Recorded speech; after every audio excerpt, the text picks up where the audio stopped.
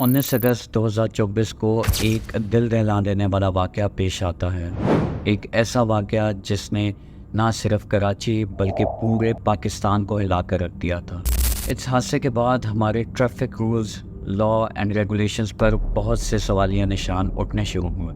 This incident was a big question mark on our law enforcement authority और इसी violation की वजह से दो मासूम ज़िंदगियां बड़ी बेरहमी से ख़त्म हो जाती हैं। इस इंसिडेंट के बाद बहुत से क्वेश्चन अराइज होते हैं। क्या ये सिर्फ एक हादसा था? और एक बहुत अहम सवाल ये भी सामने आता है कि क्या इस केस में जस्टिस हो पाएगा या ये केस भी बहुत से केसेस की तरह मिट्टी की खाक में मिल जाएगा। Let's uncover the truth. 19 अगस्त 2024 की शाम भी एक नॉर्मल शाम की तरह ही थी।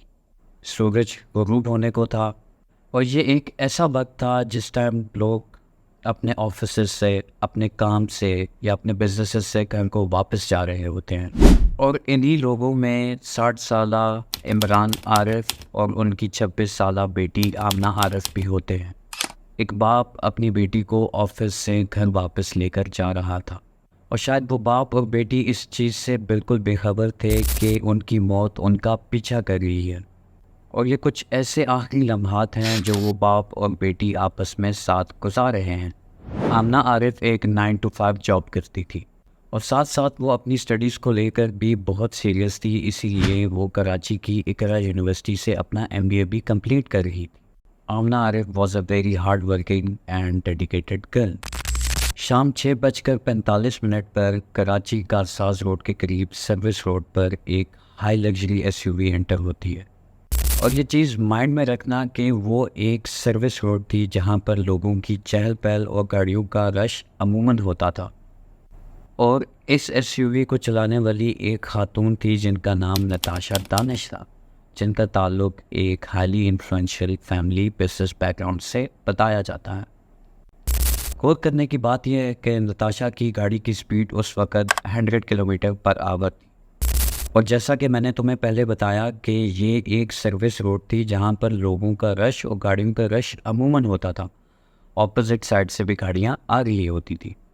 और मैं तुम्हें यह भी बताता चलूँ कि सर्विस रोड की स्पीड लिमिट सिर्फ 30 to 40 किलोमीटर पर आवर होती है and Natasha was driving 100 kilometre per hour, जो कि एक सरासर ट्रैफिक वायलेशन थी। अब स्पीड लिमिट को बिल्कुल भी नेगलेक्ट नहीं किया जा सकता क्योंकि यही स्पीड लिमिट थी जो इस हादसे की वजह बनी। अब नताशा की गाड़ी के बिल्कुल ऑपोजिट एक गाड़ी आ रही होती है जिसको बचाने के लिए नताशा राइट टर्न लेती हैं। राइट टर्न लेने की वजह से वो उस गाड़ी को तो बचा लेती हैं बट गाड़ी से अपना कंट्रोल बिल्कुल खो बैठती हैं। और इस गाड़ी के बिल्कुल सामने इमरान और आमना बिल्कुल बेखबर अपने घर को वापस लौट रहे होते हैं। और नताशा की ये आउट ऑफ कंट्रोल गाड़ी सीधा आमना और इमरान के मोटर बाइक को हिट करती है और इस हिट की इंटेंसिटी इतनी ज़्यादा थी कि आमना और उनके वालिद इस बाइक से गिर चुके थे। स्पीड लिमिट ज़्यादा होने की वजह से नताशा की गाड़ी उनको कुचलकर आगे बढ़ती है और आमना और आरिफ को कुचलने के बाद भी ये गाड़ी रुकती नहीं है। और इस हादसे की इंटेंसिटी इतनी ज़्यादा थी कि मज़ीद 5 लोग इसके घेराव में आ जाते हैं। मौके पर मौजूद लोग आमना और आरिफ की तरफ मदद के लिए बढ़ते हैं, लेकिन शायद अब देर हो चुकी थी। आमना और आरिफ वर डेड एट द स्पॉट। जैसा कि मैंने तुम्हें बताया है कि 5 और लोग भी इस हादसे का शिकार होते हैं। उनमें से एक बंदे की हालत तशवीशनाक थी और इस बंदे को फौरी तौर पर जिन्ना हॉस्पिटल ट्रांसफ़र कर दिया जाता है फॉर मेडिकल एड। मौके पर मौजूद लोगों ने नताशा की गाड़ी को घेर लिया था। जब नताशा गाड़ी से बाहर निकलती हैं तो ऐसा लगता है कि शी वॉज ऑल्सो स्टन्ड। मौके पर मौजूद लोगों का गुस्सा बहुत ज़्यादा था क्योंकि उनके सामने एक ऐसा वाक़या पेश आया था जिसने 2 मासूम जानें ले ली थी। और उन CCTV फुटेजेस में एक चीज़ बिल्कुल क्लियर नज़र आ रही थी कि ये हादसा, ये इंसिडेंट नताशा की ओवर स्पीडिंग की वजह से ही हुआ था। इस हादसे के फ़ौरन बाद नताशा की फैमिली की तरफ से एक बयान पेश किया जाता है जिसमें वो ये बताते हैं कि Natasha was under highly mental stress. और इस चीज़ को गौर रखते हुए नताशा को जिना हॉस्पिटल लेकर जाया जाता है, जहाँ पर उनके मुख्तलिफ़ स्कैन्स और मुख्तलिफ़ टेस्ट करवाए जाते हैं। जिना हॉस्पिटल में नताशा के डिफरेंट टेस्ट परफॉर्म हुए, जिनमें सिटी स्कैन भी था, उसके बाद उनका यूरिन, उनका ब्लड टेस्ट भी था और कुछ साइकाट्रिक टेस्ट भी थे, जो इस वजह से करवाए गए ताकि उनकी ज़हनी हालत का जायज़ा लिया जा सके और इंश्योर किया जा सके कि आया वो किसी मेंटल स्ट्रेस में थी या नहीं। जैसा कि मैंने तुम्हें बताया था कि नताशा की फैमिली की तरफ से एक बयान रिलीज़ किया गया जिसमें यह कहा गया था कि Natasha was in mental stress, लेकिन जिना हॉस्पिटल की मेडिकल रिपोर्ट के नताइज तो कुछ और कह रहे थे। जिना हॉस्पिटल के साइकेट्रिक वार्ड के एचओडी डॉक्टर चुनी नाल ने रिपोर्ट दी कि नताशा की ज़हनी हालत बिल्कुल ठीक थी और उनको इन रिपोर्ट्स में किसी शदीद ज़हनी दबाव के कोई आसार नहीं मिले जो नताशा की ड्राइविंग को मुतासिर कर सकें। अब नताशा पुलिस की हिरासत में थी। पुलिस ने उसको हिरासत में ले लिया था, गिरफ्तार कर लिया था और अवाम इस वाक़े से बिल्कुल नाखुश थी और उन्होंने उसी मौके पर जस्टिस की कॉल देना शुरू कर दी थी। पुलिस ने उस जगह को मुकम्मल तौर पर सील कर दिया था ताकि वो मैक्सिमम से मैक्सिमम भी एविडेंस कैरी कर सकें और नताशा की गाड़ी भी ज़ेरे हिरासत थी ताकि उस गाड़ी में चेक किया जा सके कि कोई मैकेनिकल फॉल्ट तो नहीं था जिसकी वजह से ये हादसा पेश आया। और इस वाक़े के फ़ौरन बाद वाक़े की सीसीटीवी फुटेजेस पूरे सोशल मीडिया पर रिवॉल्व हो रही थी, आग की तरह फैल चुकी थी। और अब बात की जाए हादसे की लोकेशन के बारे में तो उसको सुनकर तुम में से बहुत से लोग शायद चौंक जाओगे, क्योंकि ये ऐसे मनाज़र थे जो कि दिल दहला देने वाले थे। इमरान आरिफ साहब की बाइक के टुकड़े हो चुके थे। इमरान आरिफ और आमना की डेड बॉडीज़ उसी रोड पर पड़ी हुई थी और इस हादसे की वजह से जितनी भी तोड़ फोड़ थी सब कुछ बिखरा हुआ था। और इस हादसे के बाद जब लोगों का इंटरेक्शन नताशा से होता है तो लोग ये चीज़ बताते हैं कि नताशा की कुछ हरकतें ऐसी थी जो कि अनयूजुअल थी। इन अनयूजुअल एक्टिविटीज़ की वजह से, हरकतों की वजह से बहुत से लोगों के जहन में ये सवाल ज़रूर उजागर हुआ कि क्या नताशा की मेंटल कंडीशन बिल्कुल ठीक थी या फिर नताशा किसी ट्रक के इन्फ्लुएंस के अंदर वो गाड़ी ड्राइव कर रही थी।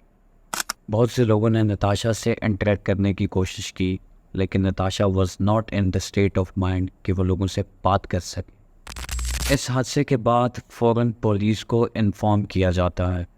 पुलिस मौके पर पहुंच जाती है और आमना आरिफ और इमरान आरिफ की लाशों को ईदी और बिजली पहुंचाया जाता है, जहां पर उनके घर वालों को, उनके ख़ानदान वालों को इस चीज़ से इन्फॉर्म किया जाता है।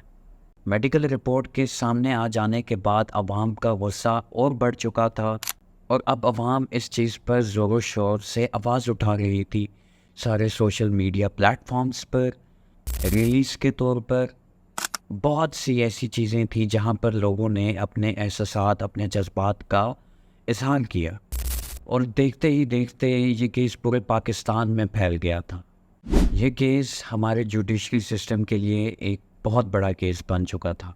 इस केस की लीगल प्रोसीडिंग का आगाज़ मोहम्मद आरिफ के भाई इम्तियाज़ आरिफ ने किया और उन्होंने बहादुराबाद थाने में फ़र्स्ट इंफॉर्मेशन रिपोर्ट, जिसे हम FIR भी कहते हैं, दर्ज करवाई। और इस सेक्शन में सेक्शन 320 इंक्लूड किया गया, जिसका मतलब था पनिशमेंट फॉर कत्ल ख़ता बाय रैश और negligent driving. 337G punishment for hurt by rash और negligent driving. Section 279 rash driving और riding on a public way. And section 427 mischief causing damage to the amount of 50 rupees। और ये sections Pakistan penal code के हिसाब से लगाए गए थे। और इन्वेस्टिगेशन के दौरान इन्वेस्टिगेशन ऑफिसर, जिसे IOB कहा जाता है, he added the section 322 which is called as manslaughter। और सेक्शन 322 एक नॉन वायलेबल ऑफेंस है। अब इस तमाम सेक्शंस के अंडर नताशा को ज़ेर हिरासत लिया जाता है और नताशा को मजिस्ट्रेट कोर्ट के सामने पेश किया जाता है। अब जब नताशा को कोर्ट रूम में पेश किया जा रहा था तो हर तरफ गहमा गहमी थी। बहुत से लॉयर्स जो लॉ एसोसिएशन का पार्ट थे वो इस वाक़े के ख़िलाफ़ एहतजाज कर रहे थे। कोर्ट रूम में भी बहुत से लॉयर्स मौजूद थे। कराची सिटी कोर्ट में नताशा का केस पेश किया जाता है और मजिस्ट्रेट नताशा से सबसे पहले ये सवाल करते हैं कि तुम्हारे हस्बैंड का क्या नाम है। नताशा अपने हस्बैंड का नाम दानिश बताती हैं, जो कि एक हाईली इन्फ्लुएंशियल बिजनेसमैन। और इसी कोर्ट रूम में ये चीज़ भी वाज़ह हो जाती है कि नताशा के पास लोकल ड्राइविंग लाइसेंस नहीं था। नताशा के पास एक इंटरनेशनल ड्राइविंग लाइसेंस था और इसी रीज़न की वजह से सेक्शन 322 भी इस केस का हिस्सा बन जाता है। अब नताशा को 14 डेज़ के लिए जुडिशियल कस्टडी में रखा जाता है और अभी भी नताशा का केस जारी है। इसमें नई डेवलपमेंट्स आ रही हैं और इन न्यू डेवलपमेंट्स में से एक न्यू सीसीटीवी फुटेज सामने आती है और इस सीसीटीवी फुटेज में ये चीज़ वाज़े तौर पर देखी जाती है कि इस हादसे से पहले भी नताशा ने एक वाइट कलर की सिटी को हिट किया था और साथ ही एक बाइक को हिट किया था। और ये फुटेजेस बिल्कुल ये एक चीज़ क्लियर शो कर रही थी कि नताशा ने जानबूझकर और सिटी गाड़ी को हिट किया था। अब ये सब फुटेजेस देखने के बाद, ये सब चीज़ें देखने के बाद, इस केस को देखने के बाद एक चीज़ तो बिल्कुल सामने वाज़ेह थी कि नताशा इंसान को इंसान ही नहीं समझ रही थी। इस हादसे के पीछे क्या रीज़न्स थे? बहुत से सवालात ऐसे हैं जो कि सामने आना ज़रूरी है। इस केस में मीडिया और सोशल मीडिया की इन्वॉल्वमेंट बहुत ज़्यादा हो गई है और पुलिस इस चीज़ को इंश्योर करवा रही है कि वो इस केस का मुकम्मल जायज़ा लेंगे। इस केस में कोई नाइंसाफ़ी नहीं होगी और जितनी इस केस के बारे में सही इन्फॉर्मेशन है उतनी ही कुछ रॉन्ग स्पेकुलेशंस इस केस को लेकर सोशल मीडिया पर रिवॉल्व कर रही हैं।